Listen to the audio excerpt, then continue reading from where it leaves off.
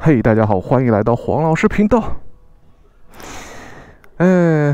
这一次我们试驾的这一辆车，我是一直非常想要骑的。虽然说，当时已经骑过杜卡迪的 V4 了，对不对？我们今天骑的是本田的 V4， 哈哈，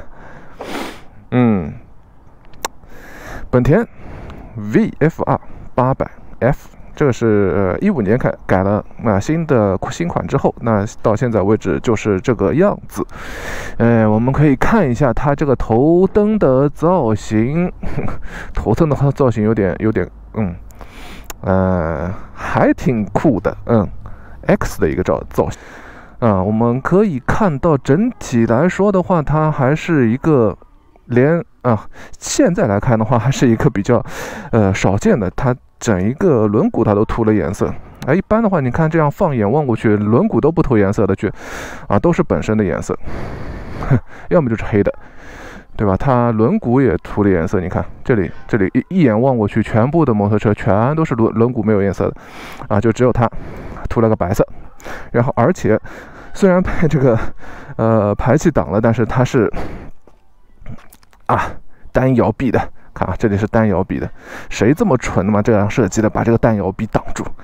以前的 VFR 好像是这里后面出的排气，这个侧边的一下子就把这个挡住了。这真的是设计真不行。OK， 然后让我们上去试试看呗。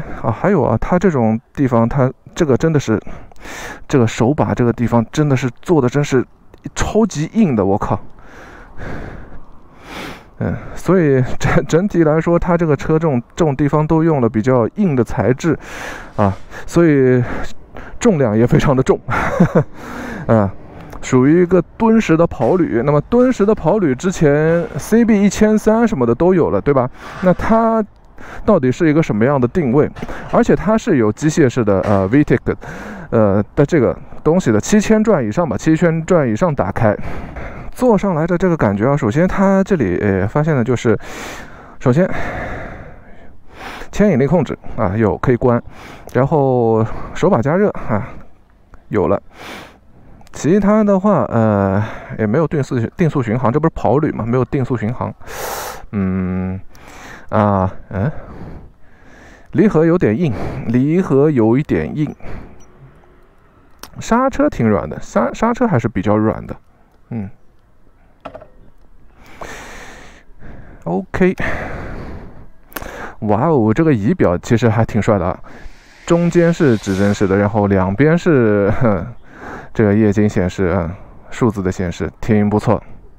这个仪表我很喜欢，而且它是两边这样长的，一般的话要么就是正方形，稍微偏一点长方形，这两边这么宽这么长，这个设计仪表的设计还是挺帅的。后视镜调节也是可以，后视镜能够反倒的是很大，这个后视镜好评，可以的，这个后视镜反倒的真的是范围很大。OK， 我们先把引擎开起来，然后听一下声浪，因为这个的话，对吧？本田的 V4 本田的这个引擎到底是能有什么样的感觉呢？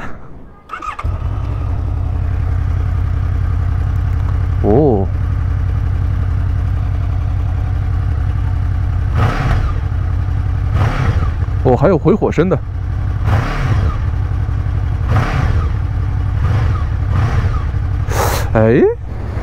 虽然说本田的这一个是 V4 对吧？ V4 的引擎，但是为什么这个拉上来油门拉上来的这个感觉一下子就跟直四的差不多的声音呢？为什么感觉好像没有像杜卡迪的那种 V4 的那种声音一上来就变成直四的，然后一发一发的声音一下子就变小了，分不清楚了，就全面都是一个很平顺的一个声音了。也是做个 V4 嘛，对吧？声音就应该像杜卡迪那样暴力一点，是不是？OK， 开始。说这个感觉刚骑上来的这个感觉好有违和感啊！这个违和感在于就是，这个车把和人，都比较靠后，然后整流罩，这个整流罩很长，整一个从这个地方。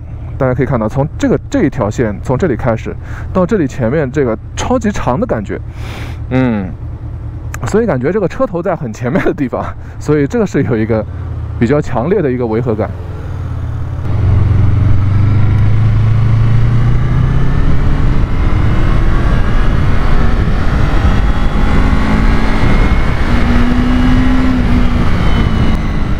哎呀，各位不好意思，我刚刚说拉不到7000的，结果一上来就拉了一个7000以上。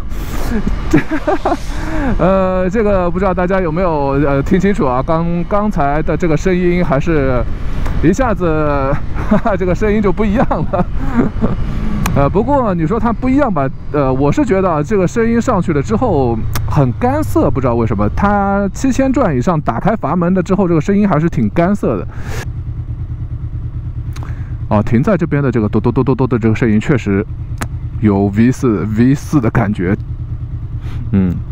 拉起来了之后完全就这个 V4就是消失了，所以说本田这种日本车还是适合比较整体比较柔和的这种引擎，像欧洲车做出来的这种茅草的引擎和这个茅草的鼓动感，大概让日本特地去做都不一定能够做出来的感觉。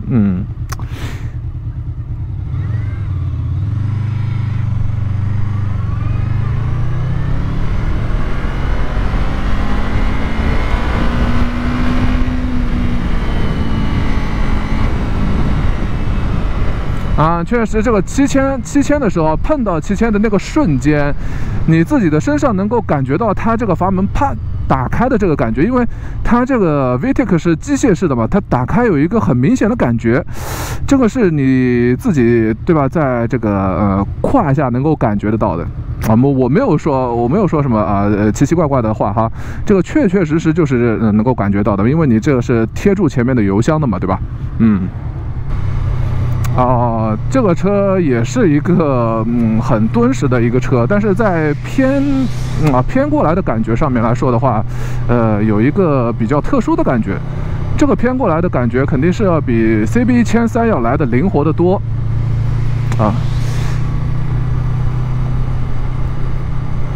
毕竟它的这个姿势，然后加上它的整一个车的设计，跟CB1300来相比的话，它的这一个定位的话，还是属于一个跑车定位的。哇，这个低速的性能，丝滑的低速的性能。我刚刚减速下来的时候，到了很低速的时候，它居然都没有点头往前稍微冲发的感觉，让我大吃一惊。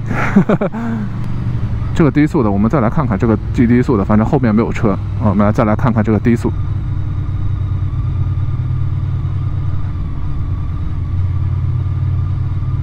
2000多那么一点点，可以这么保持17，哇，这可以保持17。我现在看，对，没有用半离合，保持17，16。太给力了，15，太给力了。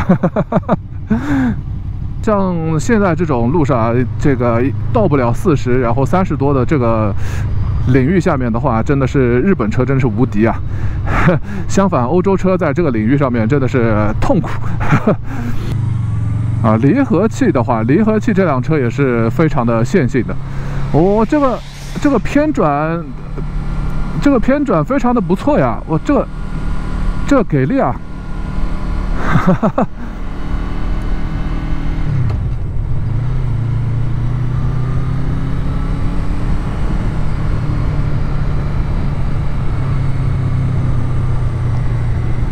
这个偏转给力，有一种敦实感，然后再加上这个偏转力，哇，这个结合可以的。这个才叫跑旅啊！这个偏转的感觉跟隼又不一样，跟 CB1300又不一样，这个偏转的这个感觉，好像到现在为止都没有体验到过这样的一个偏转的感觉。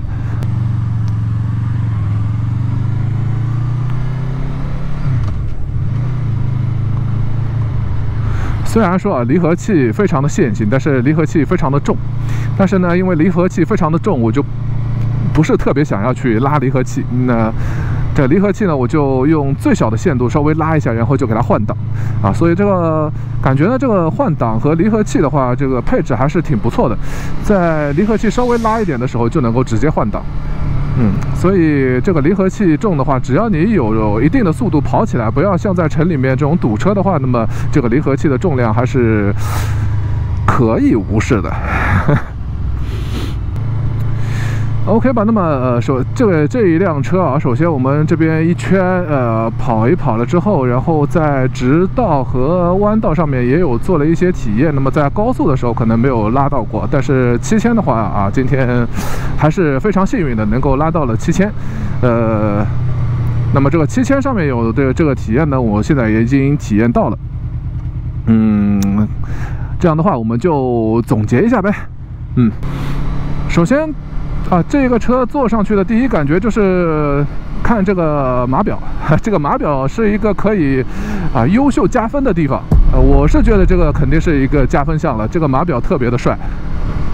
怎么说呢？这个码表你不管怎么看，你在一些一般的车上面和现在主流的车上面，你也看不到这样的码表，可以说是跟隼一样的这个5连码表一样的特殊。它这个码表也是非常的特殊，对吧？我是觉得这个还是非常的好看的。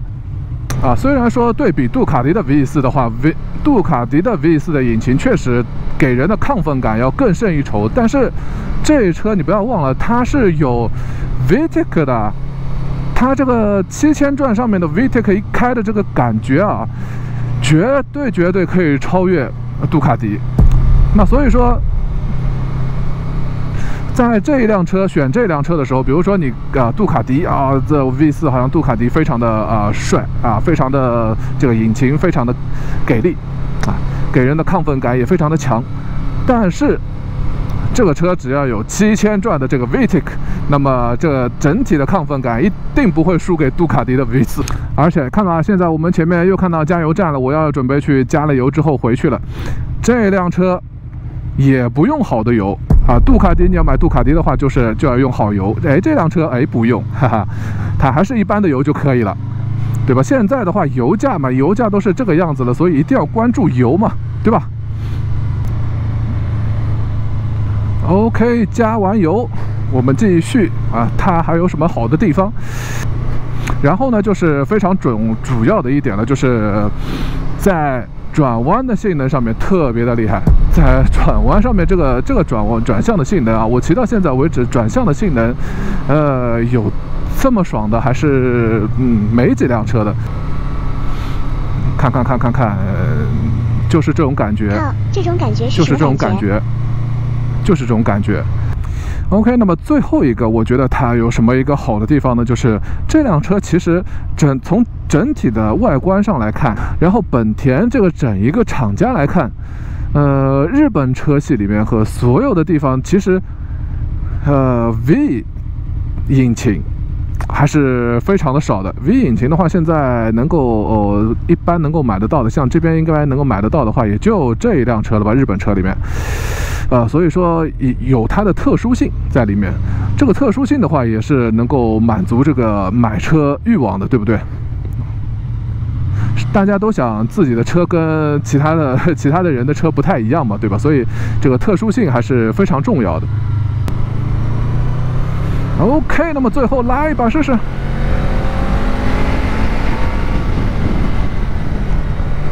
所以说吧，这个到了7000上面的这个开阀真的是非常的明显，开阀的这个真的是很明显。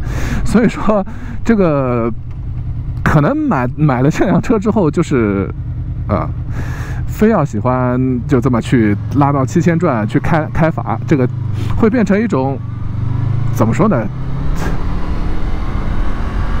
我再来一个。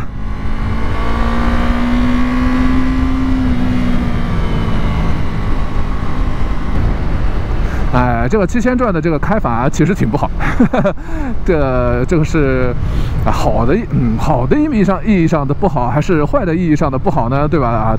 大家自己推敲。我是感觉这个7000转的这个开法，如果能够做到这么爽的话，就会故意的去拉7000转，然后开法，对吧？这个7000转毕竟还是比较危险的。像我这样开出来没多久，我就想要故意的去拉到7000转，然后让它开法，听那个开法的声音和感觉它那开法的感觉。哎呀，这一点还是非常不好的呀，本田。OK， 那么今天一天下来了，这个 VF 800F， 那么今天的视频就到这里，谢谢大家，拜拜。